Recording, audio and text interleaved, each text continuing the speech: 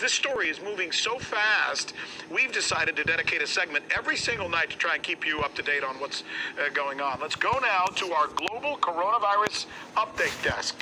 Michelle Greenstein is manning it for us. Start us off, Michelle.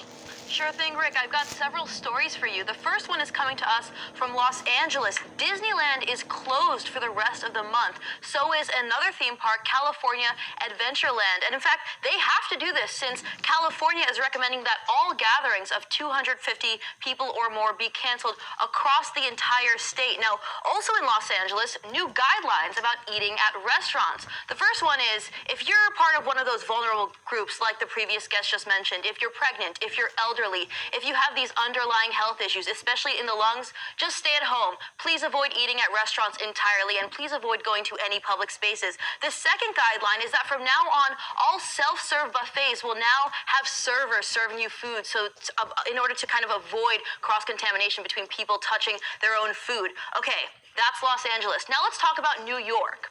Broadway is going dark. All Broadway theaters are shutting their doors until April 13th or until further notice. And this just minutes ago, the Tribeca Film Festival is also postponed. In fact, the entire state of New York, Rick, has banned gatherings of over 500 people. The exceptions are schools, hospitals, nursing homes, and mass transit. In fact, New York City just declared a state of emergency this afternoon, and so has the most populous county in Florida. In a statement, the mayor of Miami-Dade said that although they, quote, do not have community spread at this time, the county wants to take preemptive steps to keep it that way. By the way, their public schools are going to stay open. But let's talk about some of the places in the U.S. where school will be closed.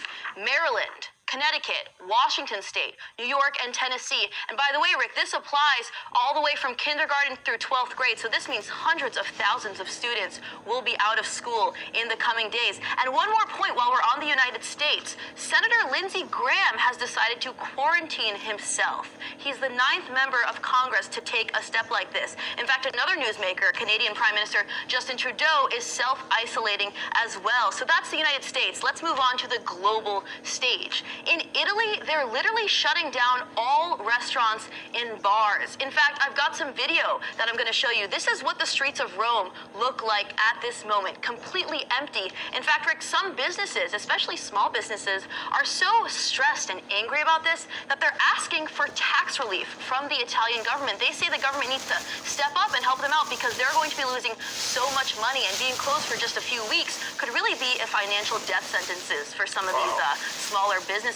By the way, this comes after 196 people in Italy died in just 24 hours. That's according to Italy's Civil Protection Agency. Now, in Greece, they just made an announcement that all theaters, playgrounds, gyms, courts are officially closed, all of these kind of public event spaces. And in Iran, an advisor to Iran's supreme leader has actually just tested positive for COVID-19. Finally, in China, Beijing officials have ordered anyone entering the country to confine themselves at home for 14 days, effective immediately. And to close it out before I send it back to you, it looks like NASCAR will go on as scheduled, but the upcoming races in Atlanta and Miami will have no fans at the track.